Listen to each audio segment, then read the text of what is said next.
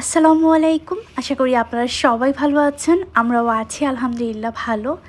নতুন একটি ভিডিও নিয়ে আপনাদের মাঝে হাজির হয়ে গেলাম।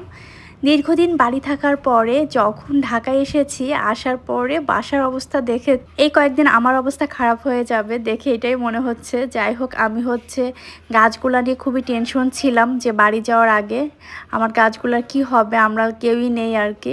তো আমাদের পাশের ফ্ল্যাটের ভাইয়ার ছুটি হয়নি, উনি বাসায় ছিল, এই কারণে চাবি দিয়ে গিয়েছিলাম। দু একদিন পর পর আমার গাছগুলোতে পানি দিয়েছে আর মাশাআল্লাহ গাছগুলো এখন বেশ সুন্দর আছে। তো আমি এখন বিছানার চাদরটা চেঞ্জ করে নিব। এই বিছানার চাদরটা আমি খুব বেশি দিন ইউজ করতেছি না, তারপরও এই চাদরের কালারটা যেন কেমন হয়ে গেছে, দেখে মনে হচ্ছে চাদরটা পুরানো হয়ে গেছে। তো চাদরটার প্রিন্টটা আমার বেশ পছন্দ ছিল, কিন্তু খুব বেশি দিন একটা ইউজ করা হয়তো বা হবে না। কোথাও যাওয়ার আগে সব কিছু ক্লিন করে রাখার চেষ্টা করি, তারপরও এসে এত ময়লা হয় কেন জানি না। সব কিছু আবারও পরিষ্কার করতে করতে জীবনটাই শেষ হয়ে যায়। তো যাই হোক, আমি এখন সকালে নাস্তা করব, কারণ অনেক দেরি হয়ে গেছে। সব কিছু গুছাতে গুছাতে নিজের নাস্তা করাটাই হয়নি। বাসার দরজা জানালা তো সবই অফ ছিল, তারপরেও সব কিছুতে ধুলা এসেছে। তো আমি আমার বাসার হেল্পিং হ্যান্ড আপাকে ফোন দিয়েছি, বললাম যে আমরা এসেছি, আপনি তাড়াতাড়ি আসেন। তো সকাল সকাল উনি চলে আসবে। আর এখানে দেখেন, আমি ঘুম থেকে উঠার পরে কিছুই গুছাই দিতে পারিনি, কিন্তু শ্রাবণ দেখি যে ও সব কিছু গুছিয়ে নিয়েছে। ও অফিসে যাওয়ার জন্য ওর খাবার দাবার সব কিছু নিজেই ও রেডি করে নিয়েছে। তো ওখানে সবজি, মাছ, তারপর ডিম আর একটু ভাত নিয়েছে দুপুরের জন্য আর কি, সকালবেলা বাসা থেকেই খেয়ে যাবে। তো আমি এখানে একটু চিয়া সিড একটু ভিজিয়ে রাখছি, আমিও খাবো, শ্রাবণও খাবে, এই কারণে বড় একটা গ্লাসেই নিয়েছি। তো এটা কিছুক্ষণ ভিজিয়ে রাখবো। অনেকে দেখি সারা রাত ভিজিয়ে রাখে, তো আমি 5-6 মিনিটের মতো রেখেই খেয়ে ফেলি। বাড়িতে যাওয়ার পরে তো সব জায়গায় দাওয়াত খাওয়া, তারপর নিজের বাসায়ও শুধু মাংস খেয়ে এখন ওয়েটটা এত বেড়ে গেছে। এই কয়েকটা দিন ওয়েটটা কমানোর জন্য চেষ্টা করতে হবে। আর বাসায় যত কাজ এমনিও কমে যাবে। যাই হোক, এখন আমি কাজ করতেছিলাম, তাই শ্রাবণকে বললাম যে অফিসে যাওয়ার আগে বাচ্চাটাকে একটু খাওয়াই দাও, কারণ ও খাওয়া দাওয়া শেষ করলে আমার কাজটা অনেক বেশি আগায় যাবে। আরশিয়াকে খাওয়াতে আমার অনেক টাইম লেগে যায়, ও অনেক ঢিলামি করে খায়, মানে ওকে খাওয়াতে গেলে আমার অনেক প্যারা নিতে হয়। তো এখন ওকে খাওয়াচ্ছে, তো আমি ভাবলাম যে আমিও সব কিছু মুছে টুছে ফেলি। এই জিনিসগুলো সব কিছু আমি মুছে পরিষ্কার করে গিয়েছিলাম, বাট ধুলাবালি পড়েছে, সেই ধুলাবালিগুলো এখন একটু ক্লিন করে নিতে হবে। দেশের বাড়িতে গেলে দেখবেন অধিকাংশ মানুষই বলবে, তোমরা তো শহরে থাকো, অনেক আরামে থাকো, বাসাতে থাকো, কোনো কাজ নেই, সারাদিন একটু রান্না বান্না করবা, এটাই তো। আর তো বাসায় হেল্পিং হ্যান্ড আছেই, কোনো কাজ তো করা লাগে না। আসলে পুরা ভুল ধারণা, বাসায় থাকলেও অনেক কাজ থাকে।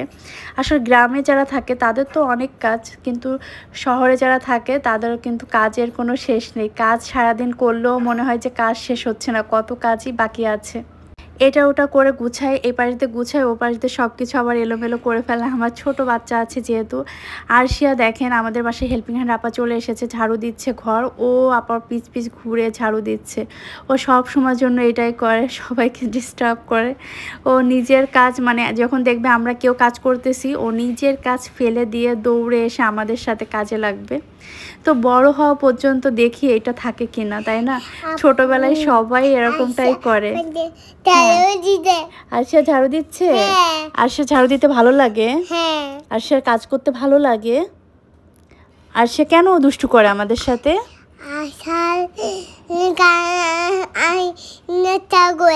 আরশিয়া সব নষ্ট করছে, আর আরশিয়া আপাকে ডিস্টার্ব করে, তাই না আরশিয়া?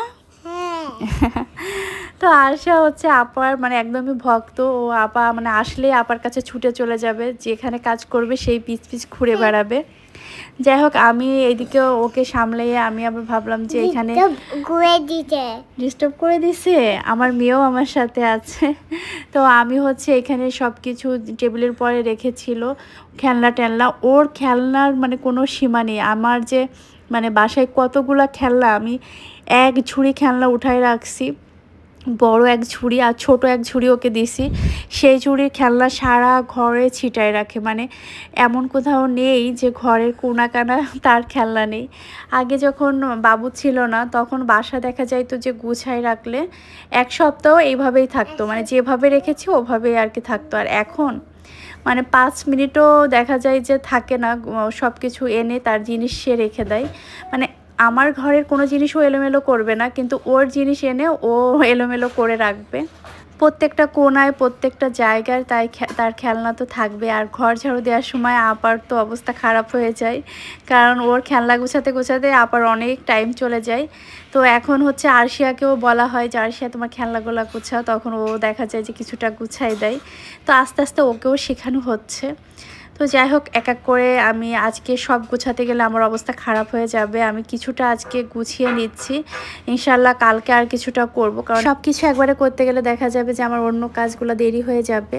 তো আমি আমার ঘরের ফার্নিচারগুলো একটু মুছে নিচ্ছি, কারণ একটু ধুলা পড়েছে। তো ভাবলাম যে আগে আমার বেডরুমটা একটু ক্লিন করে নিই, তারপরে আর কি কালকে বাকি সব কিছু ক্লিন করে নিব। তো আমাদের হচ্ছে ঘরটা ঝাড়ু দেওয়া হয়ে গেছে। তো আপা এখন বললাম যে জামা কাপড়টা ভিজায় নিতে। তো আপাকে প্রতিদিনই বলা হয় যে ঘর ঝাড়ু দেওয়ার আগে একটু জামা কাপড়টা ভিজাই নেবেন, বাট আপা দেখা যায় যে সেটাই করতে পারে না। আপা আগে ঝাড়ু দেয়, তারপরে হচ্ছে জামা কাপড় ভিজাই। তো এখন হচ্ছে থালাবাটি যেগুলো ছিল সেগুলো আর কি ধুয়ে নিচ্ছে। তো আমিও হচ্ছে এখন রান্না করব। আর শ্রাবণকে হচ্ছে সকালবেলা একটু বিটরুটের জুস, একটু হলুদের জুস করে দিতে হয়, তো সেটা করে দিয়েছিলাম। আর এগুলো হচ্ছে আপা কেটে দিবে। ধুন্দল দিছি, একটু সবজি রান্না করব, সেগুলো আর কি উনি কেটে দিয়েছে। আর এই যে আমি এখন চুলায় রান্না বসাবো, লাউ পেঁপে দিয়ে দেশি মুরগি রান্না করব। এটা হচ্ছে শ্রাবণের একটা সিগনেচার আইটেম। ও হচ্ছে এই সবজিটা খায়, ওকে ডাক্তার বলছে যে সবজি খেতে, তাই আর কি একটু মুরগির মাংস দিলে টেস্ট হয়। তো দেশি মুরগির মাংস দিয়েছি আর কি। ঘুম থেকে ওঠার পরে চা কফি কোনো কিছুই খাওয়া হয়নি, এজন্য মনে হচ্ছে যে মাথাটাও একটু ঘোরাচ্ছে।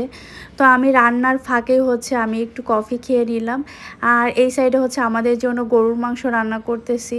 তো এখানে হচ্ছে আমার ভাই আসবে, তো ভাবলাম যে ভাই যেহেতু আসবে, তো আমাদের কুরবানির মাংস তো খাইনিও, তো আমি ওর জন্য আর কি স্পেশাল করে রান্না করছি। মাংসটার ভিতরে এই যে আমি কয়েকটা রসুন দিয়েছি, আর দেখতে তো বেশ মনে হচ্ছে মজার হবে, খাওয়ার পরে বোঝা যাবে কেমন হয়েছে।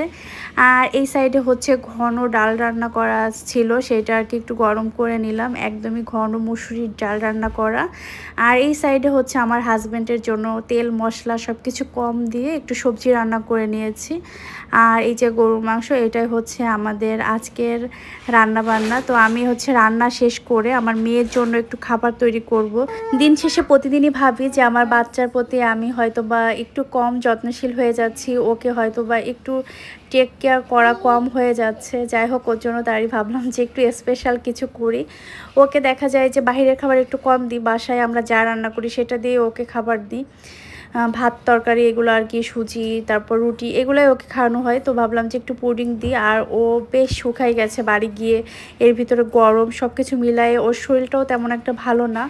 তো এই কারণে আমি ভাবলাম যে ওর জন্য একটু পুডিং তৈরি করি। আর পুডিং কিন্তু বাচ্চাদের জন্য অনেক অনেক ভালো, যেখানে দুধ ডিম সব কিছুই থাকে আর অল্পতেই বেশি পুষ্টি। তো আমি হচ্ছে এখানে ডিম 3টা দিয়েছি আর দুধ দিয়ে একসাথে মিক্সড করে সব কিছু প্রসেসিং করে এখন হচ্ছে ওভেনে দিয়ে দিয়েছি 20 মিনিটের জন্য। আর 20 মিনিট পরেই যে আমার পুডিংটা রেডি। আর পুডিংয়ে চিনির পরিমাণটা একটু কম দিয়েছি, আরশিয়া যেহেতু খাবে, আর এটা আমরাও খেতে পারবো, এটার টেস্ট আমরাও খেতে পারবো। যাই হোক, আজকের ভিডিওটা এখানেই শেষ করছি। সবাই ভালো থাকবেন, আমাদের জন্য দোয়া করবেন। আপনাদের সবার জন্য অনেক অনেক দোয়া, ভালোবাসা। আল্লাহ হাফেজ।